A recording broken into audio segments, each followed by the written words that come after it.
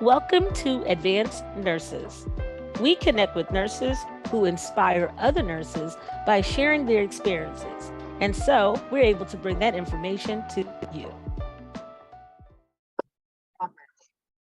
Hi, I'm the educational consultant at Advanced Nurses at ICD-10, and I have the pleasure of being with the coding nurse. I'm always excited when I get to speak with the coding nurse because the coding nurse has a wealth of knowledge, has worked in both inpatient, outpatient, is a medical coder, nurse, a HEMA approved CDI, ICD-10 PCS, and ICD-10 CM trainer. So if I butchered any of that, the coding nurse, please let me know. That's fine. Okay, so today we had some interesting things to discuss. We really wanted to get into this conversation around nurses leaving the bedside and what really happens with nurses who are away from the bedside. Because I think that sometimes the conversation about nurses leaving the bedside is romanticized in a sense where it's like that leaving the bedside is really just the first step. After leaving the bedside, the conversation around the kind of skills that you need and to be successful away from the bedside. So we had a previous conversation about this, and I'm just kind of adding, this is more like an addendum to that conversation aside. Because so can you just give me some insight about how life has been for you away from the bedside, the good, bad, ugly, and indifferent? Okay. Mhm. I away from the bedside, I kind of fell into coding. So I had always been applying for HEDIS positions because I had an older nurse who told me that, HEDIS is what you want to get into. And she was like, it's very hard to get your first job. She's, but once you get a job, you will always have a job if that's what you want to do. So every year I applied to almost every HEDIS position I saw. And for like 2-3 years, crickets. One day, this company called Inovaline called me and they said that they only hired nurses and they trained us in risk adjustment and HEDIS. And that's how I got started. And since then, I've gone on to, obtain several other certifications and work in various backgrounds. And it has been great for me because like for me, the one skill that I'll say that I have that I'm really grateful for is I am not afraid to pivot when necessary. I don't stay at the party too long. Like when I see it ain't working, I'm out. I like that. Okay, well, thank you for sharing that. But working remotely doesn't come without its challenges. So, can you tell me some of the challenges that you have faced working remotely? Um, I have to say, a lot of people, well, a lot of nurses, when they want to transition to remote work, I don't think they realize how tech intensive it is because you use a lot of technology, a lot. You have to deal with VPNs, you have to deal with double, sometimes triple monitors, and how to move from one screen to another, how to have multiple screens open, and knowing how to navigate. So I was glad that I had, before I got into coding, I had a brief stint in IT. So I was a little more knowledgeable than most nurses, but I really saw how nurses struggle with the technology piece. Like you had, like where I worked, my first job in risk adjustment, you had nurses who could not even attach a document to an email. So it is really that I just think that's the number one piece. Like you have to be prepared because working remotely is very tech intensive. And it's funny that you're saying that because I remember one of my first fully remote positions when I went back into the workforce. I was working for a payer, but was specific to COVID. So I was focused on doing evaluations for individuals who were exposed to COVID. And, this was during the time where we're in the middle of the pandemic. So the CDC was just rolling out different ways that we were going to be locking down, who's going to be in quarantine, who doesn't need to be on quarantine, a lot of things that we're not even doing anymore. So it's kind of like so much in the past, but in the heat of it, when things were just really, all over the place, that was where, you know, the time that I was fulfilling this role for this payer. And the interesting thing about it is that there were some nurses who I realized, like you said, when the description of what we were doing as far as how we were going to execute completing these assessments, who we needed to communicate the information to, how it needed to be communicated, who needed to be on the email, that process for some of the nurses was just like a bridge that they couldn't cross. Like they couldn't understand the concept of BCCing someone, like, and why you would BCC someone. So therefore, they would put even though we were directed to BCC some folks, they literally would take the whoever needed to be on the email and they would send it all to one group. They would just copy and paste from, with their cheat sheet or the instruction, the job aid that we had, and they would just copy and paste it and put in there. And one time I actually watched a nurse, she was explaining to me that that's what she was doing. And I was thinking, oh, that's going to be an issue, because when they tell you to BCC someone, they mean BCC them. Mhm. Okay. So, and for some nurses, surprisingly, even relatively young nurses, that is just not something that they do outside of work. So doing it in work, and again, here's the thing too, it's not just doing it at work, but within their job roles, but it's also understanding why someone would want that. And that's kind of like the technical knowledge. I think that some people, when you say having technical skills, I think oftentimes the conversation around technical skills, people are just simply thinking about the technology. Technical skills also include you understanding instructions and why something has to be done a particular way.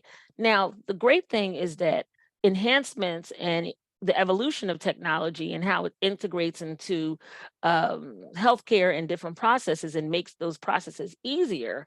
I think that it makes things smoother for you to do it, but you still have to know why you're doing what you're doing. Right. Like, So when we're talking about like the technical skills, oftentimes I think what people miss, especially when we're talking about nurses working remotely. And this is the reason why it's so important to get this. Technical skills it's not just about the technology, it's also about how you use that technology, right? So with that being said, if you are interested in working remotely, it would behoove you to actually understand the tools, right? And why those tools are helpful in helping you with these processes. For example, if you're interested in management, it doesn't matter what the tool is that could be used. It could be Excel, it could be Power BI, it could be Tableau. No matter what the tool is, what is that system? What problem is that solving? What solutions are you getting from the integration and use of that technology? So when you are not able to think that way, again, I don't want people going off thinking that they have to go get a degree in, like, let's say informatics, or go get a computer science degree for them to be able to work remotely. This is not that. It's about you understanding what that technology is helping you solve. So for example, if you're a manager and you're looking at, let's say, productivity, you can use, if I'm not mistaken, Monday. I think Monday is a application that can be used, software that can help you look at your team and how everybody is working, even in a remote setting. Tableau could help you with reporting, with visualizations, especially when you're talking about looking at, productivity measures and, performance measures and quality measures. All of that kind of data can be processed and you can get beautiful visualizations from using a tool like that. But again, or Excel, my favorite. Excel is my best friend. Why? Because Excel is something that there's so many simple things you can do in Excel. And there's also so many resources online that you can learn about Excel. You can literally take time out of your schedule and have somebody walk you through, open up your laptop, get you a blank Excel sheet, turn on YouTube, and have somebody walk you through how to do something. In fact, I'll give you some information. If you are given an assignment to do at work, I would tell you to find out if it's something that you can manage on an Excel spreadsheet. If it can be handled on Excel spreadsheet, if it's data, most likely it can be handled on Excel spreadsheet. If it's something you need to report, something that you need to be monitoring, like let's say you're keeping up the records of, some type of patient information. Of course, you got to be concerned with HIP and everything like that. So I'm not telling you to put this on your personal computer. I'm talking about if you're at work and you are, asked to monitor something. Maybe you're managing referrals. Maybe you're managing something related to the patient's care. Have it on an Excel spreadsheet and find ways that you can do visualizations on that spreadsheet. Find ways that you can do calculations on that spreadsheet so that you can pull insights from managing that data. And then you can now show value to your team by looking at the information that you have access to and doing something with it besides putting the names in alphabetical order. Because this is another problem too, I think, that happens with nursing. And this is where it kind of goes into my personal opinion into that nurse burnout is when you have nurses who don't realize how they can add value. And so therefore they stay in places much longer than they probably should because they don't believe that they can add value in a different setting. But that's not their fault though. That's how the powers that be that run nursing want it to be. They themselves can't move away from that nursing cap, that white skirt, and those thick opaque stockings. They can't move past that image. Yeah. Because It's funny. because nursing schools now, this conversation we're having, every nursing school in America should have this conversation with their graduating class because burnout is real. Even before the pandemic, nurses were burned out. I was burned out. I left nursing. I kept my license, but I left nursing for 7 years. But I kept my license active. I wanted no parts of it. I told anybody, if you wanted, you wouldn't even have to send me to jail. Just make me work 3 12-hour shifts. That's punishment enough. Right. So I wanted no parts of it. But that needs to, because it's an inevitability. It's a fact of life. You will get tired of it. Gone are the days, because see, people want to talk about, oh, I worked in nursing for 40 years. Well, you could, because back in the day when I first got into nursing, it was sweet. In the 90s, it was sweet. People would go, your doctor would write, you could be admitted for bed rest. Try that now. When you were taking care of med-surg patients, all your patients were not sick. You had at least 2 of your patients with total self-care. All you do is just give them their medicine, do your low vital signs, and be done. Now the problem that nursing has is that they have not addressed the acuity level of healthcare nowadays, because that's the burnout. Because you have 6 patients or 7 patients and they're all sick. I was in the hospital in December, and my nurse, when she came in, she was like, "You're the only patient that I have tonight that's not diabetic." So just think of, in terms of all those finger sticks, just think of how you have to keep track of the blood sugar, how you have to see how that relates to their kidney function. All of these things you have to constantly be assessing. And you are so right about that, because if you are focused on high-risk patients, and that's, the patient population that you're taking care of, now the question is, are nurses being prepared when they're in school, right? When they're in their programs, their bachelor programs, their diploma programs, their, license programs, are they being prepared to deal with high-risk patients? I mean, as we can see, the pandemic was definitely an eye-opener, because those were some really high-risk patients on so many different levels.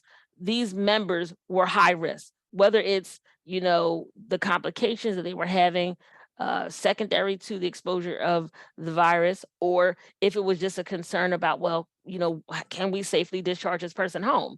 All of these are things that I don't believe that the nursing curriculum necessarily prepares nurses for anyway, right?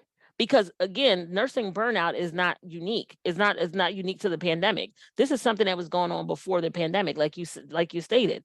So just imagine the nurses who were going through nursing school during that time. So is it surprising to see that are seeing numbers coming out that nurses are staying in the profession for 2 years and leaving? If I'm not mistaken, I think it was upwards to about 60% of nurses in the new nurses coming into profession 2 years, and they're like, I'm out, leaving the whole entire profession. Now, I don't encourage people to leave the nursing profession. And the reason why I don't is because I believe that upscaling along with I believe in upscaling to the extent that I don't believe you should necessarily abandon any of your skills. I think you should always find ways to fine tune and refine what you have going on. If your case management, you know, refine those skills. And I just want to shout out my case managers, because one of the things that I think people really don't understand is that case managers have a very unique position as far as in the healthcare system, because they're asked to be in the center of everything. They're asked to be that connector. So because of that, you oftentimes have access, and you're expected to have access to information and solutions, and still be that person that's going to be client facing and patient facing, caregiver facing, to let them know, okay, this is exactly what, you know, the plan of care is going to be. That's a very, uh, you know, interesting, very enlightening, exciting position to be in, because you are going to be the, you know, the conduit of all this information. So I think that it would actually be best that nurses who are case managers, and I'm a huge advocate for this, to really refine their technical skills, because as a case manager, technology is what's going to help you communicate things to everybody. And you also want to know what's the best ways people like communication. Some providers do good on emails. Some providers like certain details to be in the email, just to keep it short and sweet, and get into the details face to face with them. So with that being said, it's like technology really helps case managers in a very different way than even other specialty areas of nursing. So I do want to go into this article, Mhm. if you don't mind. Mhm. Um, article right here. Um, okay, so it is loading. Okay. And so in this article, we are looking at 2,000 nurses reveal the realities of nursing in 2023. Okay. And I'm just going to get down to the key points here, because this article is going to actually talk about why nurses do what they do, how nurses are feeling, job satisfaction, nursing shortage, and nurse salaries. And okay, so looking here, and can you see the screen? Yes, yes. Okay. So overall, the majority of nurses still love being a nurse, but a large percentage are concerned about the future of nursing. There are endless possibilities and career opportunities for nurses, especially those with BSN, but a significant number of respondents are not optimistic about the future of nursing. Okay, we're just going to get down to this. So nurses love what they do. 60% said they love being a nurse. So then you have 19.7% disagreeing, and then you have 20% neither. They neither hate being a nurse, they neither love being a nurse. So we don't get into any specifics with that. Um, primary reasons people become a nurse, that wanting to help people, I think, is something that nurses come into the profession feeling that way, may actually be within the profession feeling quite jaded after years of working, probably questioning if there's a better way to help these members. Because I don't really think nurses ever get away from wanting to help others. But I think the way nurses have been trained in their through the curriculum in that nursing education is that nurses can only help people in very specific ways. of course, we know primarily helping people at the bedside, but you are definitely helping someone if you're working, let's say in a remote position where you're making calls to their providers for them, you're coordinating care for them, you're coordinating visits to their specialists, you're, speaking with the caregiver, you're speaking with pharmacy and closing gaps in care, you're still helping someone. So not surprising that this is, that's the case. Majority of nurses enter the profession wanting to help others. Talking about nurse burnout, um, both myself and a coding nurse highlighted that we both experienced burnout. I know for me, I took a little over a year off of work. I wasn't working at all, even as a nurse with a master's degree. Surprisingly, I took some time off of work, even prior to me completing my graduate program. I remember taking some time off of work. And again, it was really just burnout. I was just tired of, constantly being asked to do something without feeling that I had adequate support. So described here, it says some of the most popular responses for leaving the bedside were, okay, retiring, obvious, nurse educators, going back to school, clinic and outpatient, case management, advanced practice nurse, remote. They wanted to work remotely, administration slash management. So going into those kind of roles, moving away from the bedside for that. Self-employed, okay, entrepreneurship, travel, home health, informatics, and aesthetics. Okay. Uh, what is the most impact? What is the most impact of all these nurses? Okay, so obviously we know that nurses leaving the bedside just is going to significantly contribute to bedside nursing shortage. We know that. And then this article is also talking about nurses think that nursing shortage has gotten worse. Yeah, well, I'm going to tell you the the shortage is going to get worse, definitely around nurses feeling again burnt out. Let's look where pay is. I'm sure pay is somewhere on here. Lack of appreciation, mental issues, work violence. I don't see uh I see Inadequate this pay is is number 3. pay is number 3. Yeah, inadequate pay for nurses. Inadequate pay for nurses. Okay. So, I mean, the thing about it, I think that often happens with these conversations around the reasons for nursing shortage are things that I do believe policy can change. I believe nursing education can change a lot of this, and I'm going to tell you why. If you have more skills than just administering medication safely, I think that you can make a better argument for your pay. Um, and I think that as far as nurse burnout, you can also make you could also feel a little bit more comfortable when you decide that you want to leave a particular role. But if you have a specific set of skills that's just very specific and unique to the place where you're working at, and you have not figured out the skills that you need to continue to develop or upskill or fine tune, yeah, I would not be surprised that of these three, because I'm only looking at the top three reasons here, why, yeah, I can see why you would be burnt out. I could see why the poor working conditions is there and the pay. Those three top reasons can definitely be impacted by upscaling. But here's the thing, all 3 can be solved. Actually, all of this can be solved from policy. See, we don't want to, this is the thing, this is my problem with nursing. See, this is all, it's just okay. I mean, it's nice to have these little graphs and, to highlight this, but what is the answer?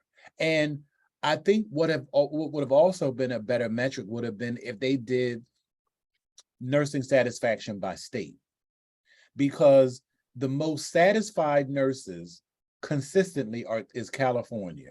And why? Because California has state mandated patient ratios. In California, it is law. If you work over 8 hours, like those nurses that work 12-hour shifts, if you work over 8 hours in a day, you are paid time and a half for any hours over 8 hours. Mm-hmm. So that's policy. See, that's I'm not gonna stop sharing. so you can address this. There should be a national nurse patient ratio by specialty. across the board. But nursing will never advocate for that because And why? because they're too weak and they're too outdated. See, when you're trying to talk to a nurse who's 70, who went to nursing Mm. in the 60s, she's clueless. I don't care that you used to use a metal bedpan. I could care less. So do You you think, okay, they're outdated. They need to go sit down. so when you said that, it made me think about this whole concept around nurses eating their young. And I think about when I think about like IT, and you spent some time working within that industry, so and to a large degree, a lot of what you still do is very much in that space. So, you know, in that industry, they encourage young people to come on in because they want new ideas, they want fresh minds, they want fresh ideas. Um, but I don't think in nursing we are as inclusive Let, to fresh ideas. let me tell you, men are going to fight for their money. Men are going to push you. Oh no, you got this skill set, you need this much. I just think that, I just think that women have to do better across the board because it is that you can. And now when you talk about even the whole, income thing, like Mhm. I think that I think that women keep women's salaries down. It's not men. Believe Okay. that because because if that's the case, then how come and there's been studies too that show that women, especially Black women, don't negotiate their salaries. Mhm. And when I have turned down jobs because of money, and I'm not a Diddy fan, but one thing he said that I remember to this day, he said, if you are not afraid to walk away from the table, you're not negotiating. I think you know what? I think that has a lot to do with just like what you just pointed out, the pay. Because I think in most cases, women will look at themselves, and I speak from my own personal experience. My current role is the first time I ever negotiated a salary. That right there for me was an eye opener. And it's such an important exercise for you to have too, because is this something to be said about when you can speak up for yourself around your worth, where when you're in a role, you don't have to feel like, oh, they made me do it Right. because you negotiated that. So you are there in that role on your terms. And when it comes to pay and when it comes to advocacy, I can tell you, I can speak to this being a man in nursing and being an LPN in nursing. I know beyond a shadow of a doubt that most RNs have a very low opinion of LPNs. Period. It just is what it is. And I know that I have had to prove why I have certain positions. And this speaks to your confidence.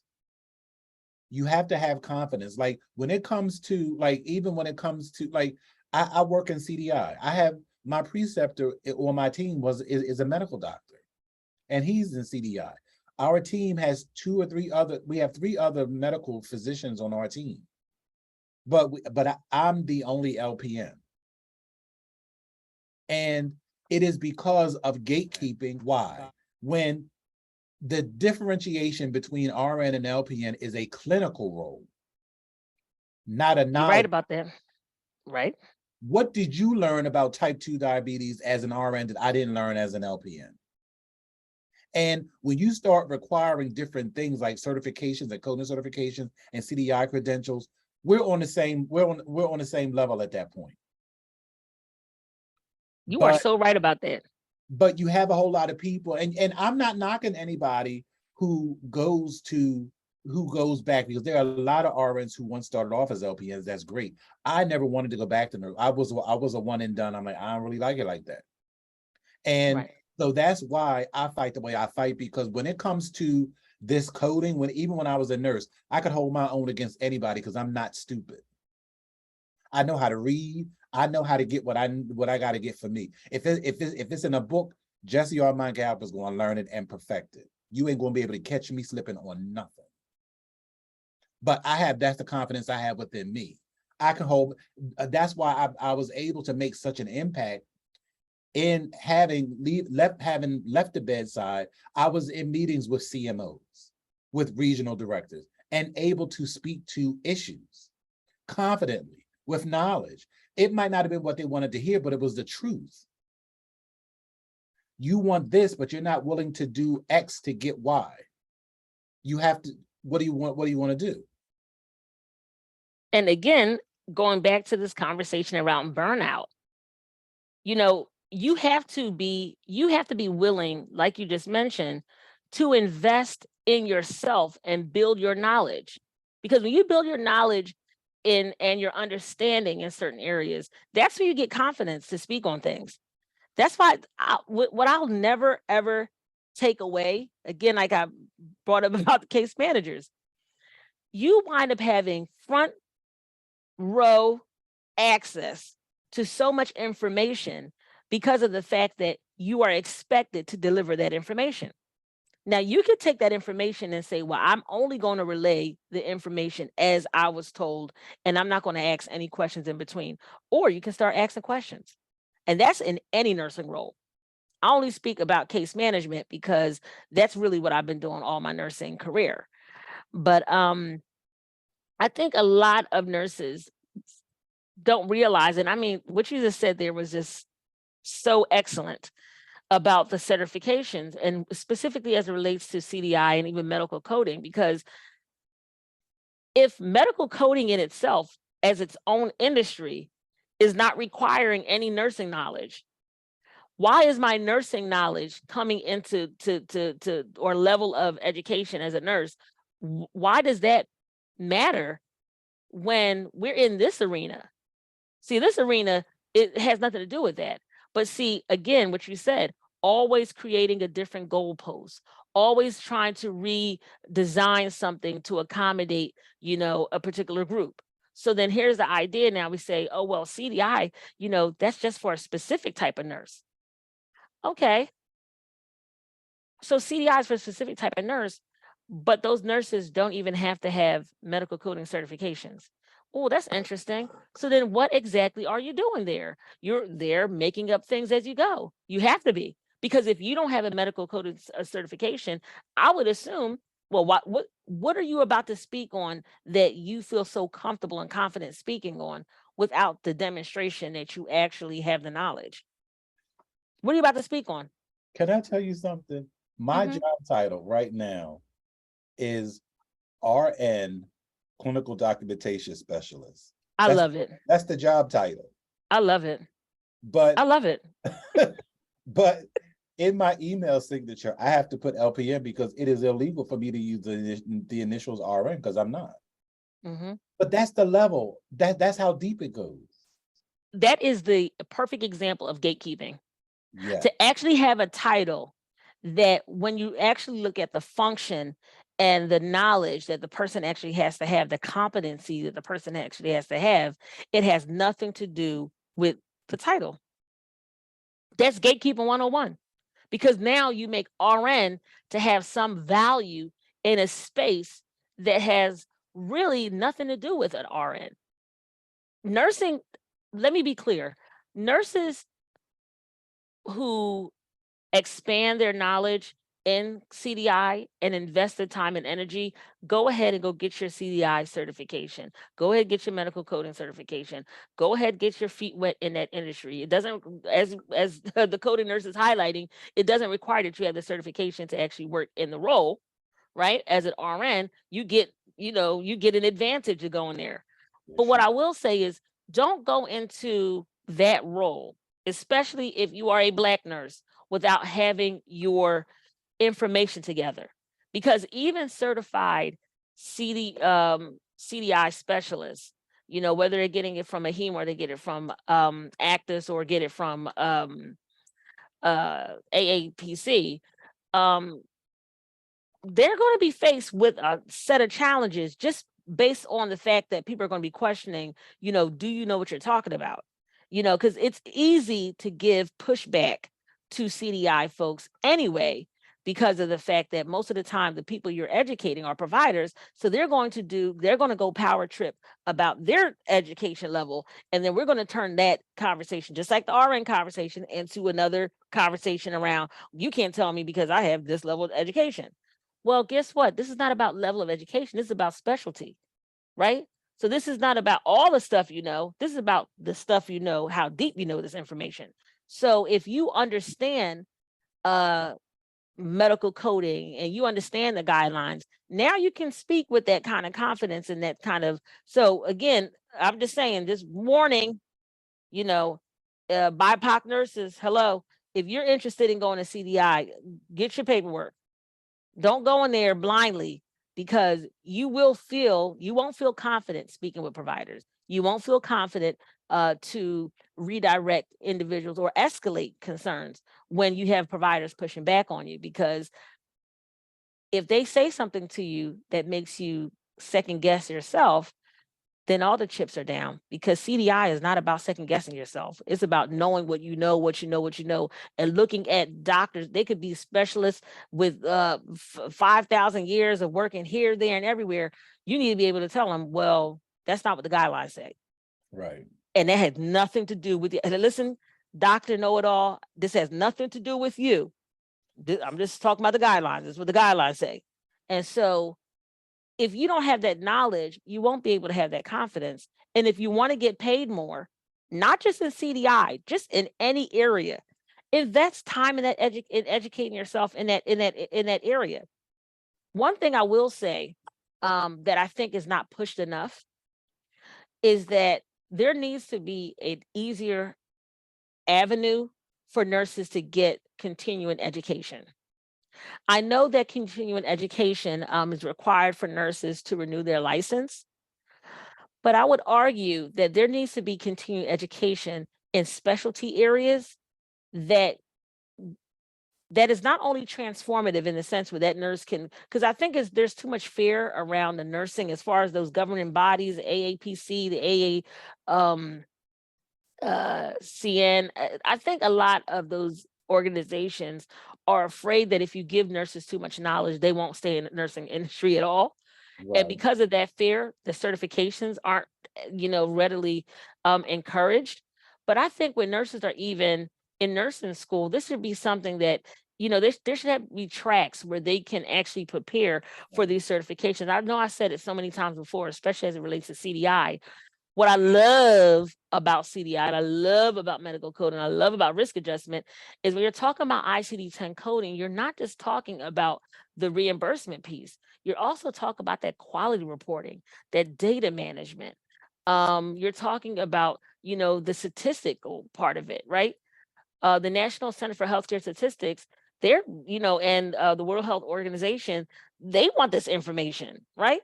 So when you actually learn this, it opens your mind about the kind of impact you can have. And I mean, the word I want people to walk away from this conversation with is impact. You can have more of an impact as a nurse. And when you think about impact, think about it this way.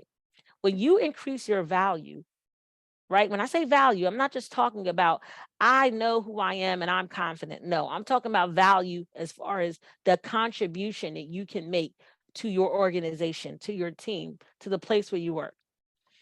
Once you increase your value and then what you can contribute, you will have an increase in your confidence. When you have an increase in your confidence, you will confidently ask for more. You will negotiate your salaries because you know that everybody else came here to the game with their shoelaces untied. And you in here with your best with your best uniform on, with your best sneakers on, you are ready to play the game. And people know that when they're engaging with you. Now, don't get me wrong. If you're a BIPOC nurse, you will be faced with your challenges. People will second guess you and they will undermine you anyway. But you don't want to shoot yourself in the foot and not have that opportunity to get yourself in the door if you don't have the confidence. This is another reason why I definitely encourage nurses to learn Excel. Why? The manager who is in your position, who's overseeing you, and that person's manager, and the manager above that manager, many of them, if they're nurses, they spent many of their years being able to circumvent learning things like Excel. You Right. come in understanding Excel is going to be a huge advantage because, again, Mhm. adding value. And I think that that's where, and I hate to actually even close out on this kind of note, but I really think that this is the kind of thing that I want nurses to really, really, really understand. Adding value to your team and adding your own self-worth and value is is your job. Right. It's not the job of the institution. So when you're saying that these people are not treating me right and I'm burnt out, I feel for every single nurse.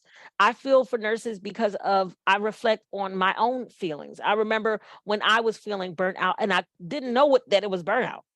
I didn't know it was burnout. I just know that when I left the job, I didn't have another job and I was just sitting home like, okay, well, Monday, Tuesday, okay, a month then passed, 2 months then passed, 3 months then passed, and I'm rolling around the bed, getting up, getting my little cereal, whatever. I'm okay with my schedule. And that's when I realized, oh, I was burnt out. Like I was actually okay with not making money as a registered nurse with an active license, good standing. And it's because I needed that time away. Yeah, yeah. Right. So regarding adding value, nurses really need to understand how to add that type of value. When you want to negotiate a salary, when you want to negotiate your salary, when you want to, you know, um, ask for that promotion, all of this is going to come back to what have you been doing. So even if you're taking time away from work because you are, burnt out and you just need time away, don't just use that time to just wallow in, oh my gosh, I hate nursing. Because I speculate that many nurses, once they're leaving the profession, even if they happily leave the profession, I find that I would assume, let me put it this way, that many would actually feel maybe some resentment. I've had conversations with nurses who've left the nursing industry altogether. They still work in healthcare, but they let their nursing license lapse and they don't want nursing anywhere on their resume. Just say like, I'm trying to move away from nursing, and I'm trying to stay away from it. And my thing is, instead of having, harboring any kind of resentment about your choice, your decision to become a nurse, I would say take inventory on the skills that you developed as a nurse and use that to propel you to gain more skills and better understanding of healthcare. Because whether you decide to return back into nursing, advance in nursing, stay within healthcare and do something else, those skills will always be something that you could have always upskilled on. You could have always improved. You could have always refined. So, just use even your downtime to develop something. Like right now, for me, it's been business analytics and project management. Again, and I'm only throwing this out there to the nurses who are interested in, upskilling. You want to go into management, if you feel like you want to have that edge up, you're going to have diversified skills. This is no different than even if you think about someone who's investing, like, they want to build wealth. Most people will tell you, you don't put all your money into the stock market. You don't put all your money into real estate. You diversify it. So that's what nurses need to do. They need to learn how to diversify their skills. And is there anything you have to say about this, a coding nurse? Yes. I Hmm. wanted I wanted to just talk a little bit about the point that you made about like nurses who leave the bedside and they let their nursing license lapse, and you shouldn't um feel any kind of anger towards your decision. And when you have a nurse that does that, I think that they are hurt because they had an expectation of the profession that wasn't met. And what I want every nurse to realize, and they need to teach this, nursing is a job and you have a job to do. And it's not personal, it's business. And I know nursing school doesn't teach you to focus on money. It doesn't teach you to focus on reimbursement, but the decisions that affect you are made by people on the 13th floor of that hospital who never see you. And you can't feel as nursing doesn't owe you anything. You have to get out of it what you want out of it. And I just think that, and I know I can speak to me And when I teach nurses coding, like I have some nurses like the first week or after like class 2, they're out because they think, because nurses have um this myth that everything else is beneath them. Oh, it's so easy. Coding is just looking something up in a book. Okay. It's so much more than that. And when they start trying to figure out those combination codes and I-11 versus I-12, what does that mean? Baby, they fall to pieces. And you have to really put in the work to get it. Medical, I have all the respect in the world for medical coders. This stuff is not easy. You have to be able to recall guidelines, and not only just one, you have to be able to recall guidelines like this. And it only comes from repetition. It comes from being in the game, having to do it. That's how you build your muscle. Just like as a nurse, you learned how to get your med pass done in 20 minutes versus an hour and a half when you first started, because you know the system. You know, okay, well, I was doing this before. Now I perfected my game. Now I can get it done and get it done effectively. And I just think that nurses have to keep an open mind when it comes to learning additional skills, because nursing is not the end all be all. It is just one pathway into many different options. See, and you keep doing this to me every time you say something. It just like puts a fire in me. Nurses have to understand that it's you are working in a healthcare system that is continually evolving. You're working in an industry that is evolving. As healthcare evolves, your role, your skills have to evolve as well, or you're going to be dragged into it. So there's going to be a new EHR system. There's going to be new technologies. And you're going to be, why are they always trying to change this? Why are they always adding something new? If you are working within healthcare, because you know what? Go ask these IT people when this AI that now is that chat GPT that you can just download on your phone now. Now the common everyday person has AI just at their fingertips. You go ask these software engineers, or you go ask these web designers if they didn't have to have some kind of foreknowledge that this was coming down. A lot of people in IT, I've found, they sometimes don't like the speed of change in health in IT, because it puts them in a position where they constantly have to upskill to stay relevant.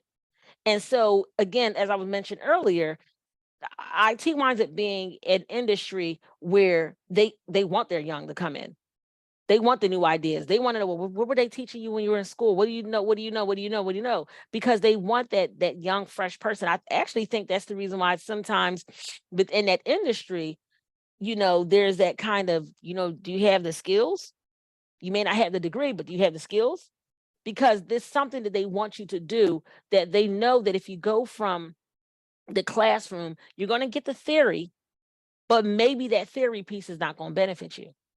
It's not going to benefit this role. Maybe we need something a little bit more, because yeah, you know how C++, and you know that, you understand that piece. But right now we want to know, what do you know about AI? What do you know that's cutting edge in that space? And so I think that's you were so on it. You have to know that the nursing knowledge that you have is just basic. Get like all the other industries that understand that. So do you have any closing remarks? I just want nurses to think outside the box. I don't want any nurse to feel as though they're stuck, because you have more options than what you could possibly even know. And when we were going over the article, I was just thinking, like the majority of the nurses who come to me, the majority of them either work in case management or home health, wanting to change. And it's funny, because I'm sure that's the reason why when I said to you, listen, when I first met you, and I'm like, you got to teach me this stuff, it was kind of like, I just need something different. And it was clear to me that learning ICD-10, I can't talk about anybody else's experience or how transformative it was for them, because I believe that for each nurse is going to be a different experience, because it's not a part of nursing. It definitely changed my life. Right. Is because it's not a part of nursing. I feel like every nurse has this different like experience about what happens when they came into this knowledge. Because again, it's like information that's right there. I mean, like again, we've had our previous conversations about informatics. It's one of those type of things where I don't necessarily fault nurses for being interested in informatics because it's right there. You know what I mean? You're in the you're using the EHR system. You are, all these different devices and tools are being rolled out on the floor. Yeah, I'm not surprised that there's going to be some nurses that say, hmm, I wonder if there's a way that we can improve this.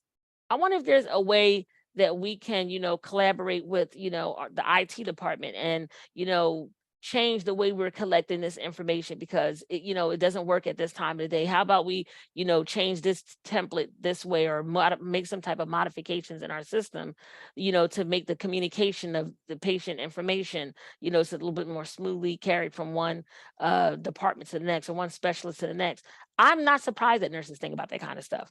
I'm more surprised about nurses who don't think about that kind of stuff.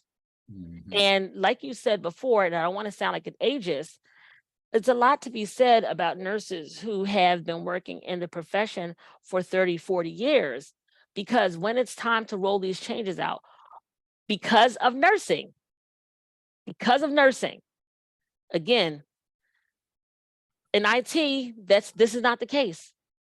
This is not the case. And we know IT is running the world right now. This is not the case in IT, but in nursing, there's an idea that things don't have to change. Yes. And that for whatever reason, there's this idea that once something is in place, it doesn't have to change. So they bring that idea of, well, we have an RN CDI role. We're not changing that. Well, what's the reason for it? Oh, it is what it is. It's the only industry I think that people can make up those kind of rules. And it doesn't matter what impact it has. People just hold their ground about what they will do and what they won't do.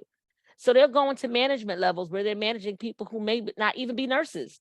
And they still bring that same energy with them and wonder why the system is failing or why they're burned out or why they're not being able to make improvements in that role or contribute to that role better. But when it comes down to it, you have to have a broader perspective about improving healthcare. You have to have a broader perspective on, how technology can be integrated to improve healthcare. I'm not saying you have to go back to school for that, but these are things that you should actually have some interest in, some passion to change or to improve, yourself. But, if nurses are not willing to do this for themselves, then you will continue to be burnt out. That's And right. every single time you go to a job and they're telling you what salary that they're going to pay you, you're going to continue to stick with that salary because you're going to say, well, I'm waiting for them to just ask me just to do the nursing job. Well, right now, the nurse's job is wiping butts. And I hate to be so transparent. Wiping butts is pushing medication. They didn't have the engineers and the technology, the IT people make a whole hell of a lot more money. See the salary that you want? They paying the IT guy. The Amen. salary they paying the engineer. Why? Because they don't have to pay you to do any thinking because you said you just here just to do the nursing job. Why they want me to do this and why they want me to do that? And that's the value that's being missed. Somebody else is eating your lunch because you don't have the skills. So somebody will continue to eat your lunch. You're gonna be mad about it. You're gonna be burnt out if you don't upskill. And this is not even a matter of, upscaling is like this cute little thing that, you hear people throwing around. Learn about CDI, you know, learn about medical coding, get your feet wet in understanding ICD-10 codes. That's not something I'm telling you to go ahead and do by yourself. There's a lot of resources on YouTube if you want to learn this information, but you're going to have to really understand those guidelines. Be able to think about things more broadly. Don't think about things from this aspect of, well, nursing is a profession that's most trusted, and nursing school taught me this and taught me that. Talk to those same educators, those instructors who are talking to you. Find out how long they've been in their jobs. When I say in their job, I'm not talking about their specialty. I'm talking about how long they've been a nurse educator, a long time they've been an instructor, because then you have to be able to say they are speaking about nursing when they were nurses. That's right. Okay. So I want to thank you so much for your time. Thank It you. is a pleasure speaking with you always. And I'm looking forward to us, having more conversations like this, especially around not just helping nurses with burnout, but also helping nurses to understand, the hard reality of, learning new skills. You can't escape it, not today. No, you're right. Well, thank you. Thank you.